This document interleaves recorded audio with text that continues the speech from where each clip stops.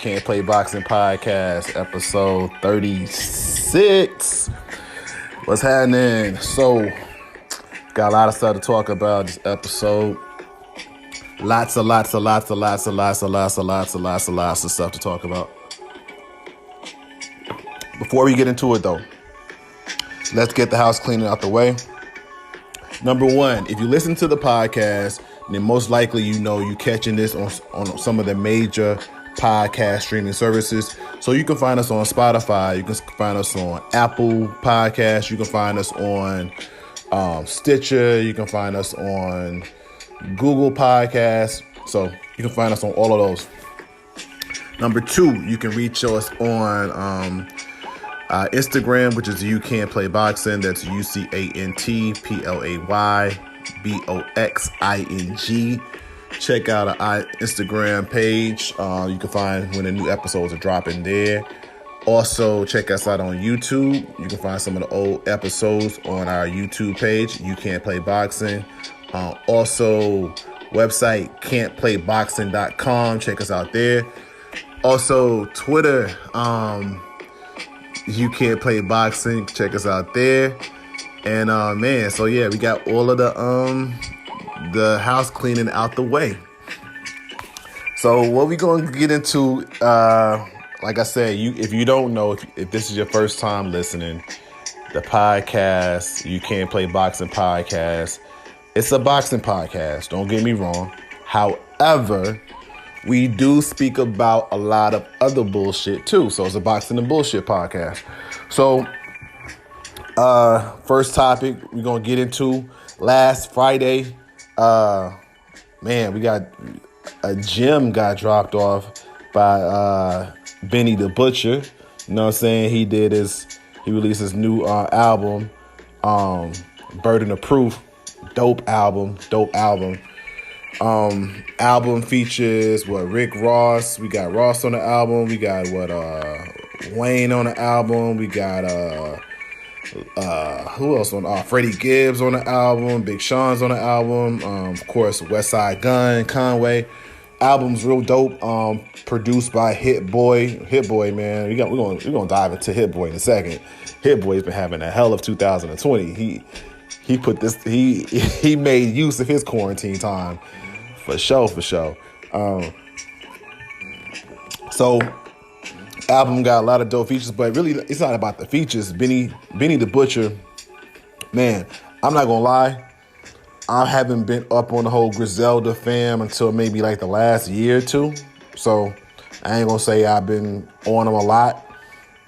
However, I got kind of introduced through the whole clique, kind of through Westside Gunn's music.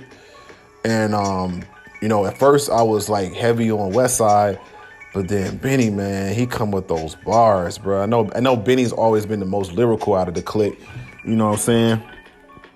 But he really delivers, man. And you really can feel him on this album.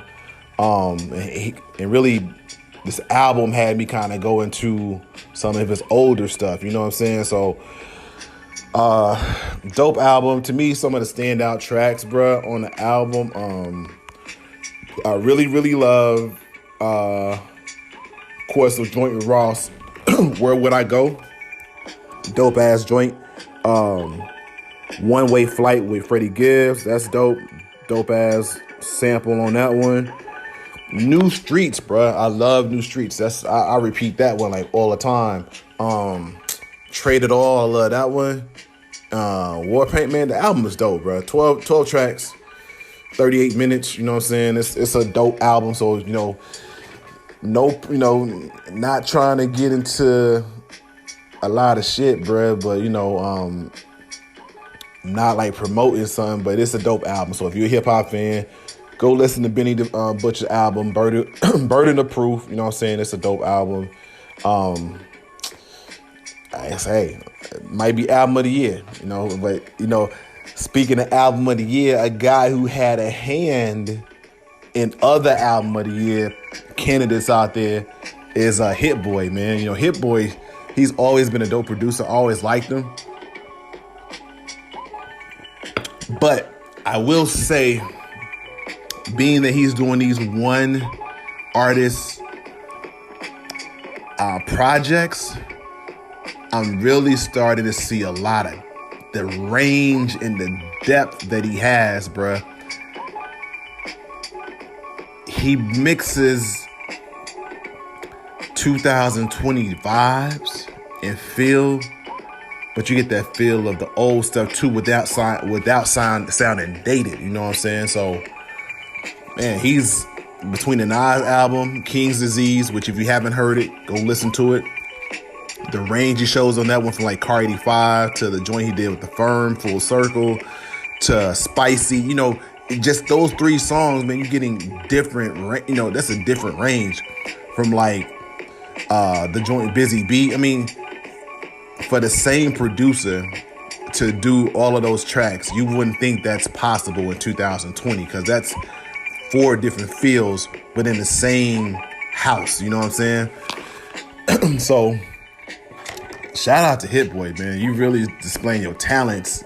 You know what I'm saying? You've always been talented. Don't get me wrong. But I think the world, and even me, I'm starting to see that a lot more. Like, I'm recognizing, like, bro, you one of a kind. Like, this Hit Boys 2020 is up there with, like, RZA's 95, 96, 94. You know what I'm saying? Or Dr. Dre 92, 93. Like, this year, this is one of them ones. This is one of them, like, when you go back like 5 years later, like, that dude had a year. He had a run. You know what I'm saying? You don't get these runs from a producer like this that often. So for him to put it together like this, I mean, hey, salute to him. Salute to Hit Boy. And then also, you know, just the whole Griselda gang, period, you know what I'm saying? Their run as far as what you getting from Westside Gunn and Conway, and then Benny the Butcher, and then the work ethic that they have, and like the amount of projects they're putting out, and the quality of the projects, not just shit that's rushed out. Like, bro, like, they really putting out some shit, quality shit, like a factory, you know what I mean? So, man, I'm not going to say that I was on Griselda early. I'm very late to the party. However, bro, like, the quality of everything that I go back and listen to is top notch, bro. It's superb, you know what I'm saying? So I really, really, really am digging, you know, everything, well, the majority of the shit they put out. So shout out to the Griselda gang, you know what I'm saying?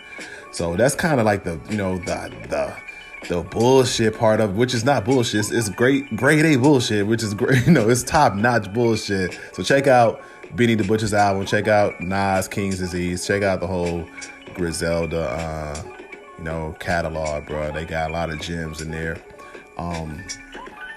What we gonna do real quick though?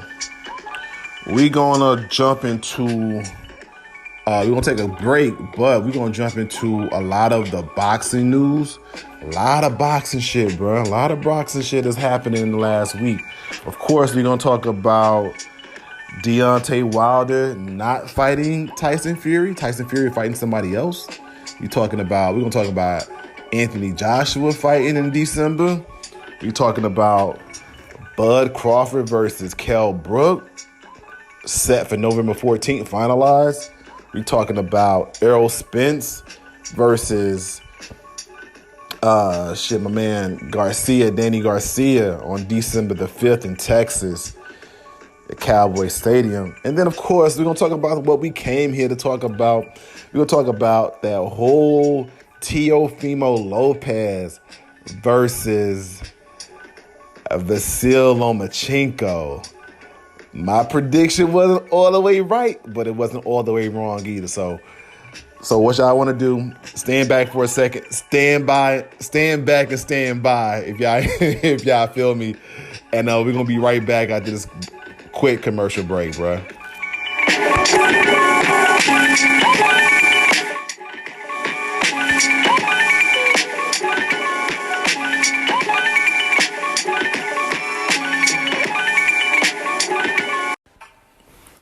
What's up? It's that time of the show where we kind of give a shout out to our sponsors. The sponsor today is Anchor. Anchor is everything you need to create your own podcast. You can use Anchor to distribute your show. They'll kind of get it out for you. And all you have to do is do it from your cell phone or your microphone, however you want to do it. But if you want to get your voice out there, if you want to talk to the people, there's no better place to do it than Anchor. So download the app, Anchor, or go to their website, anchor.com. It'll distribute your podcast on all platforms. So again, Anchor. Yeah. We back. You Can't Play Boxing podcast. Man, so this is the main segment of the show. We're going to get to a hella boxing shit on this next segment. Starting off, bro, let's dive right back into the heavyweights. You know what I'm saying? In the heavyweight division, man, we got a lot of news over the last week. We found out Deontay Wilder versus Tyson Fury 3. It ain't happening. That's the way it looks like. We've been told for months and months, oh yeah, it's getting postponed. But we still gonna have the fight. As little as 2 weeks ago, Bob Arum was saying, oh yeah, fight's gonna be in the Legion Stadium. Yeah, but if y'all trust Bob Arum, bro, y'all you new to the boxing game. Bob Arum hasn't lasted in boxing this long, being a fool. So you know what I'm saying? The same time he was telling us the fight's going to be in Allegiant Stadium in December, Tyson Fury, who's co-promoted by Top Rank, he said, nah, I ain't fighting the fight. And when you know that decision came down after the rematch clause officially expired, yeah, so nah, man, I was very looking forward to the fight. Tyson Fury versus Deontay Wilder. But I do think this gives Deontay an ability to fight someone else, get his confidence back. And, hopefully, we might see the fight again in 2022, or we might never see it, to be truthful. I don't know if Deontay would ever beat Tyson Fury. I know Tyson Fury would never be an easy fight for him. Just he's a tall guy who has skill and who has presence and who has a good jab and he knows how to move. It's hard guy to beat. I've been saying that. But, in the heavyweight division, bro, all it takes is one punch, you know what I'm saying? So, it can alter anything. So, we won't see that fight next. Tyson Fury is going to fight somebody. We don't know who. Could end up being some sort of contender. I don't think it's going to be anybody that we're excited about. I think it's going to be like a stay busy fight. And he's pretty much just trying to beat this guy, whoever he's going to fight in December, to stay busy. Excuse me, y'all. To stay busy to fight Anthony Joshua, because they really angling that fight for 2021. And speaking of Anthony Joshua has a fight on December the 12th. Anthony Joshua is going to fight Pulev, who's a top 10, you know what I'm saying? He's a top 10 heavyweight. And I think it's not going to be a walk in the park for Anthony Joshua. But I do think that Pulev, you know what I'm saying, he doesn't have the skills that Joshua has. So if Joshua is on the top of his game and Pulev is on the top of his game, Anthony Joshua should win. However, it's going to be a whole year, pretty much, since Anthony Joshua last fought. You know what I'm saying? So that coronavirus and the whole layoff, some people took it seriously. Some people got rusty. So we're gonna really see. We're gonna really see who's a true consummate professional. You know what I mean? I think Anthony Joshua should win, but again, it's the heavyweight division. Nothing is guaranteed, nothing is given. Things change soon. So it's gonna be a lot of exciting things happening in the fourth quarter of 2020. Everybody getting these fights off. Speaking of getting these fights off, you know what I'm saying? We got Terrence Crawford. He finalized his fight to fight Kell Brook. That fight was always rumored, you know what I'm saying? But it's been finalized. Going to fight November the 14th in the bubble in Las Vegas, you know what I'm saying? So I really, I put it this way. We know Bud Crawford. We know Bud is the dog, you know what I'm saying? We know he has that dog in him. He don't bend, he don't fold. The only, I guess, knock you can say on Bud is that sometimes he leaves himself open. And he can be the smaller guy facing the bigger welterweights, you know what I'm saying? So, he's fighting another guy who is also a dog. Talking about Kell Brook. Kell Brook, even though he has 2 losses, he's never been a bitch. He stood tall when he fights. He gave Errol Spence a lot of headaches when they fought. What, that was 2018, 17, a couple of years ago. He gave a lot of headaches. And Bud Crawford ended up winning the fight, but he had to break Kell Brook's eye socket, you know what I'm saying, to get this dude to fold. After his eye socket was already beat by Triple G when he went to 160. So Kell Brook is a guy, knows how to box. He's not a buster. He takes his craft seriously. Never been one that's an easy fight, or you say he just kind of gave up. So what I'm saying, all of that, is to say this. Terrence Crawford got a fight on his hands. Yeah, I might think that Kell Brook is battle worn, which he is. He's battle worn. But a battle tested dog is still a dog. And he's a bigger dog. Now, with that being said, I do think it's going to be an interesting fight. I'm going to leave my prediction as we get closer to the fight. However, this is real. It's a real fight for Bud Crawford, man. And we're gonna see some things. We're gonna see some things for sure. So speaking about Bud Crawford, we're gonna dive into the guy that Bud wants to fight.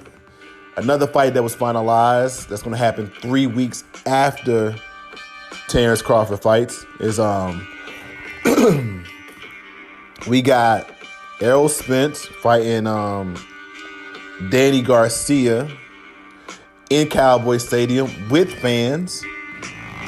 And interesting. Errol Spence gets to have a hometown fight after he's been off for about 15 months in Cowboy Stadium with limited capacity versus Danny Garcia, who I think if we see the Errol Spence that we've seen before, even at 90%, it's enough to beat Danny Garcia. However, this COVID, who's been a professional, who hasn't, we don't know. I think this COVID shutdown has affected some guys. And, we're going to see some interesting things, I'm looking forward to the fight. But it's a lot of good, interesting fights in the last part of 2020. A lot of shit I'm looking forward to. Lots of shit I'm looking forward to. And that's going to be one of the fights that we're looking forward to. So and that fight again is on December the 5th in Cowboy Stadium. So December 5th got a lot of fights already lined up. You got Tyson Fury. You got Errol Spence and Danny Garcia. And I think it's like one other fight too on December 5th. So yeah, it's heating up, bro. It's heating up. Speaking of things that was heating up in a fight that we always looking forward to, let's dive straight into it, bruh. Let's dive into it. Teofimo Lopez, the new lightweight king. Salute to him. I want to give salute to Teofimo Lopez.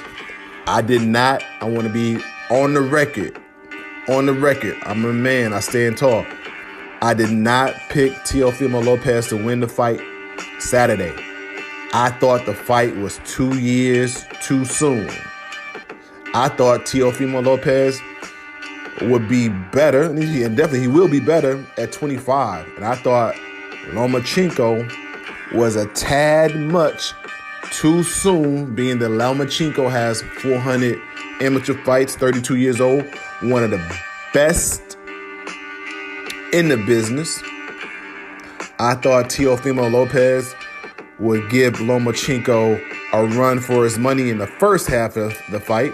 Check the archives. I said that. So I had it wasn't a shock to me that he won the first part of the fight. It was a shock to me that Lomachenko didn't try to get at least 2 rounds out of those first 6. It was a shock to me that he was that slow in the first half of the fight. My prediction was Lomachenko was going to win 1 or 2 of the first 6 rounds. And then in the later part of the fight, he was going to take Teofimo Lopez to the deep water. You know what I'm saying? To the deep water. And he was going to separate himself at that point. So if you look at the premise of my prediction, not that it really matters because we're here for the fighters. But what happened in the fight, in the actual fight, is what I kind of predicted. I just didn't think certain things will last as long. But I also want to give credit to Teofimo Lopez for sure. So let's recap the fight real quick. So basically in the first 7 rounds, Teofimo Lopez he was very focused. Lomachenko spent the first 6-7 rounds downloading what he was doing, and Teofimo Lopez, was reacting as enough, using his jab, and he was, really focused. Lomachenko, some of those rounds, he only landed like 2 punches, you know what I'm saying? So he wasn't doing much at all. And I wasn't surprised that he had rounds that was going to be landing 2 or 3 punches. However, I was surprised that if you're going to have rounds where you don't land in 2 or 3 punches, your downloading of what Lopez is doing needs to be a little more quicker, because you can't afford to give him 5 out of 6 rounds or all 6 rounds and then think you're going to win the fight. It's not, because every time once you pass round 4, you need to break up that confidence, you know what I'm saying? And he didn't do it. So I think in the first 7 rounds, I gave Teofimo Lopez like 6 out of the first 7 rounds. So at that point, by round 7, he already knows that he has a draw in the bag and on my card. You know what I'm saying? But what did happen, and really started happening around round 6, round 7, Lomachenko started getting in closer, started finding his range. You know what I'm saying? He started getting in where he can attack with the angles. And he poured it on round 8 through 11. And depending on your card, a lot of people going into that last round, on a lot of people card, either the fight was going to be on the line for a draw or the fight was on the line for Lomachenko winning. But in that 12th round,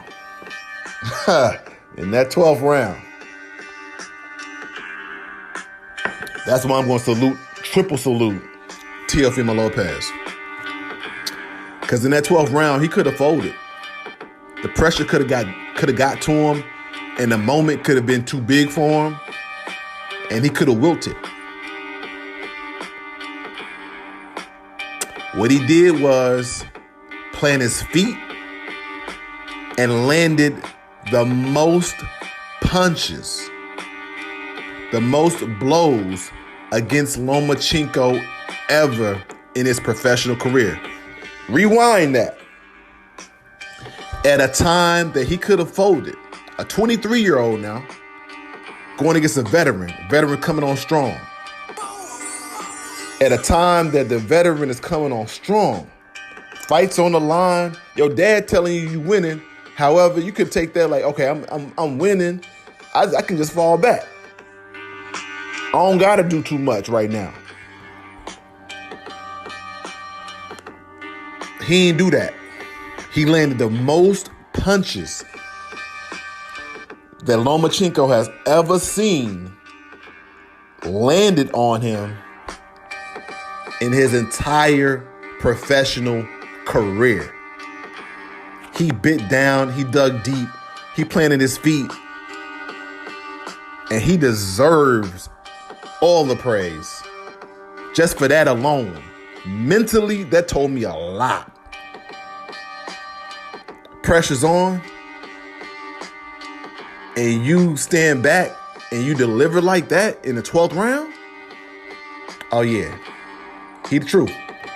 He the truth. So shout out to Teofimo Lopez, man. Definitely deserve all the accolades, all the preparation. Shout out to his dad who's been believing in him, and he believes in himself too. And it's gonna be interesting, bro. Hey, 23 years old, lightweight king. We got a lot of people in the lightweight division that we can talk about. You got Devin Haney, who is really the WBC champion. You know what I'm saying? Another young lion out there. We got Ryan Garcia. The lightweight division is going to be some shit, bruh. But I think Teofimo going through this and standing tall like he did, he's something. And it's some good fights coming on. And I think what he has to do, I mean, he don't need my shit advice because he made it this far. You know what I mean? He gets in the ring. He trains every day. He prepares himself. But the key is your mental. You got this high where you beat one of the pound for pound best. Are you going to get lazy? Are you going to start smelling your shit? Because you got a lot of mandatories that's going to happen.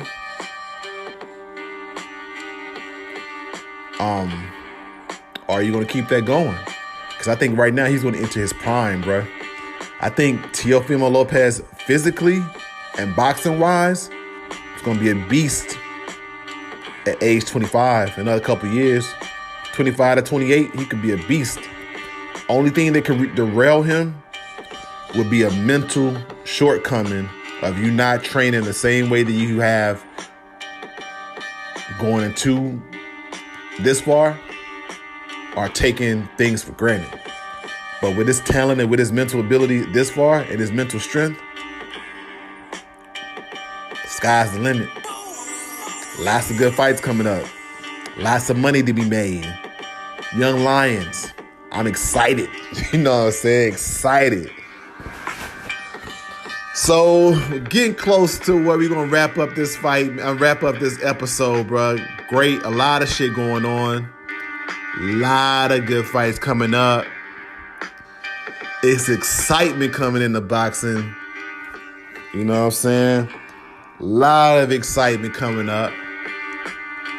Before we get out of here, what we want to do, we want to do the house cleaning. Like I said, check us out on Instagram. You Can't Play Boxing. That's UCANTPLAYBOXING. Check us out on our website, can'tplayboxing.com. Check us out on Instagram, YouTube. You know what I'm saying? You Can't Play Boxing. Check us out on our Twitter, You Can't Play Boxing. I think that's about it. Yeah. So, until next time, next week, we're going to preview that Leo Santa Cruz versus Tank Davis. We're going to preview that fight. That fight's coming up in less than 2 weeks. So, until next time, y'all, peace.